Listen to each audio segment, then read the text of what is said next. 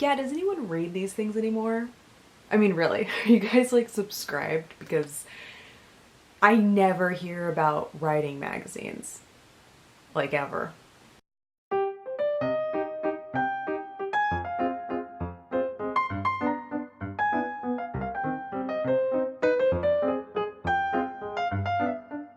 Welcome back to the crypt, and today I wanted to talk about writing magazines, kind of, not really. I mean, there's actually a topic in this particular issue I want to talk about. I have a question. Does anyone actually subscribe to these or read these things anymore? Because I never hear anyone talk about writer magazines. There are quite a few different publications. This is one of them, but there are quite a few others, and most people don't seem to talk about them. The only one I tend to hear about would probably be Writer's Digest, but even that one I hear less and less about as the years have gone on. Yeah, I'm just wondering if you guys, if anyone out there actually reads these things. This is something I got actually at a used bookstore, super cheap.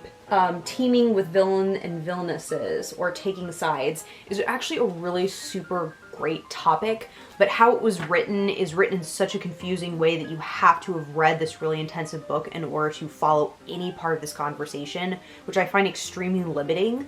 So yeah. So I actually kind of want to just take the topic on my own because I'm curious.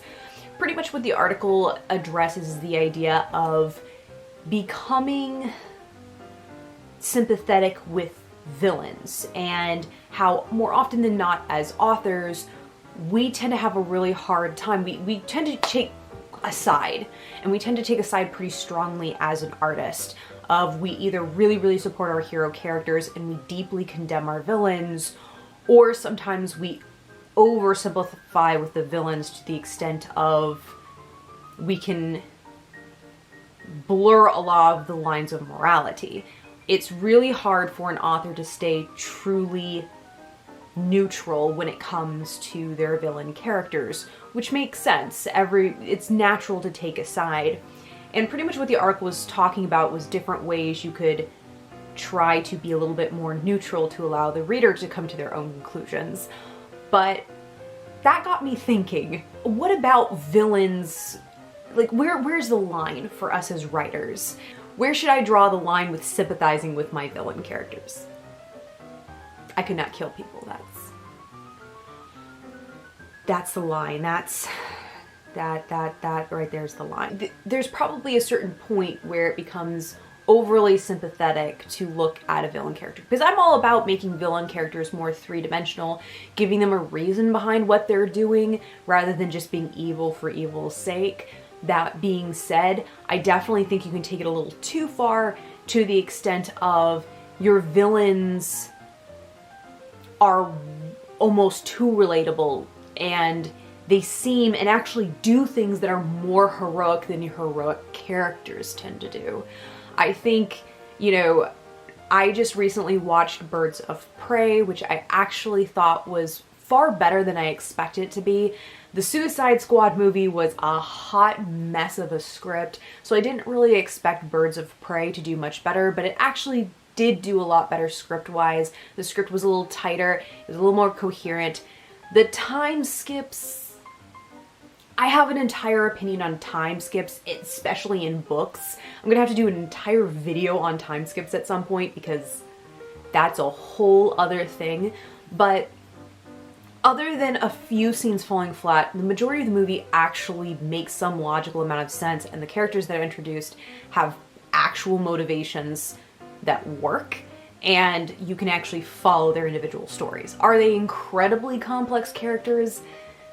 No, a lot of the characters are still pretty one note, but they have more complexity than movies past, and for DC, it's actually a pretty good film. Suffice to say, it kind of got me thinking, because some people have brought up the idea that because of how fun the movie kind of plays it off, a lot of the intense violence, which is very intense, can get kind of blurred, because as much as the Black Mask character is perceived as very bad person, I mean, spoiler alert, but he kind of peels faces off of people. Except not really, his henchmen do that, which was another huge gripe I had about the movie.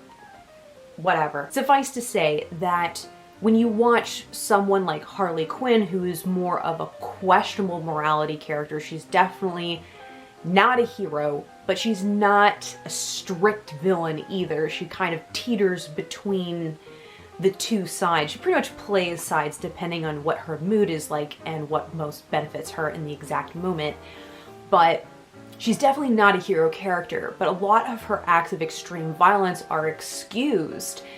One, because she's the character we're focused on the most throughout the film, but also because she's portrayed as the hero compared to the other characters, which are villains.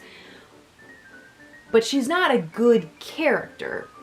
And there's a little bit of a slippery slope of when you're watching movies like that, the idea of who is playing the hero gets very blurred, because Harley is not the hero, but it's easy to slip into thinking that Harley is the hero character because Harley's narrating the movie, she's the one the camera focuses on the most, and you get the most information about her compared to other characters.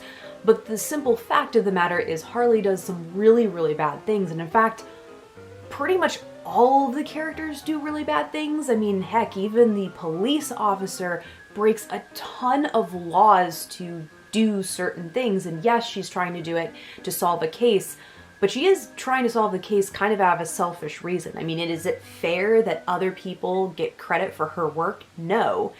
But at the same time, trying to do something simply to get credit is an act of pride. It's not really benefiting anyone but her.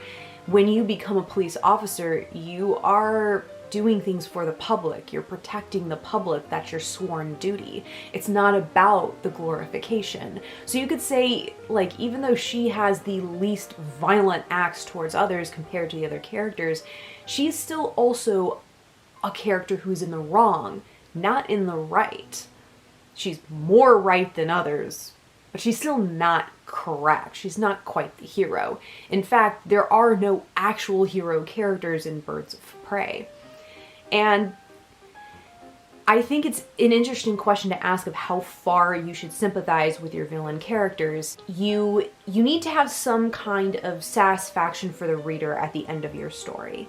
There needs to be some kind of satisfaction that things have tied up or at least make some kind of sense, even though in the real world things don't always make sense and you kind of just leave certain situations with a feeling of unease. That's more realistic.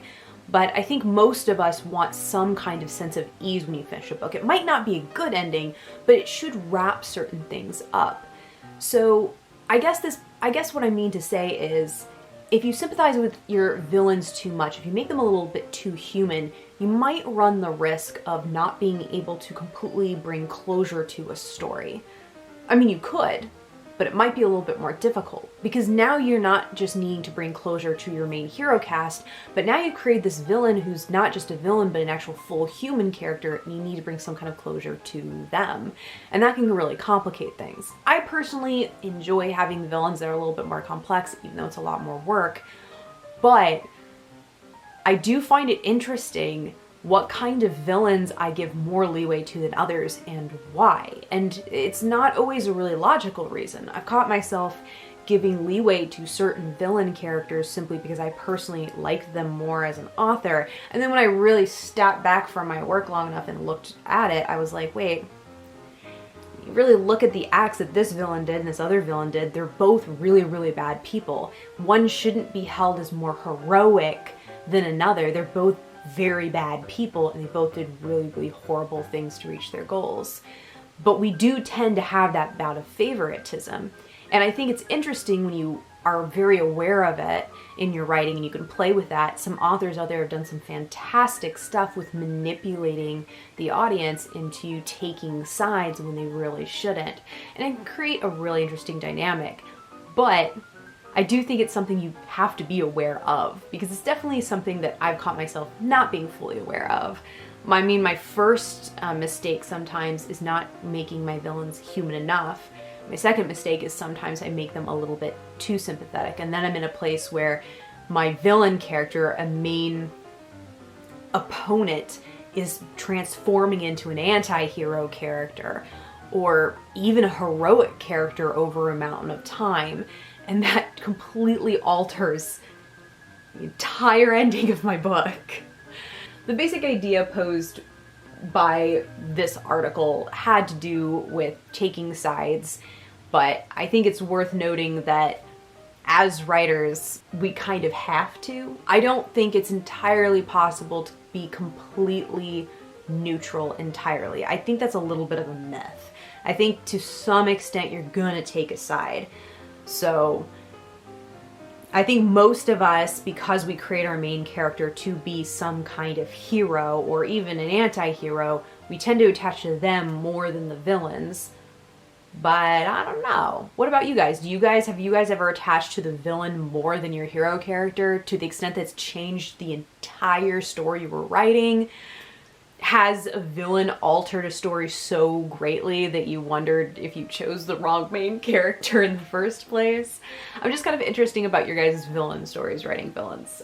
For me, it definitely tends to be a mixed bag, but I'm curious, what about you guys? Thank you guys so much for watching.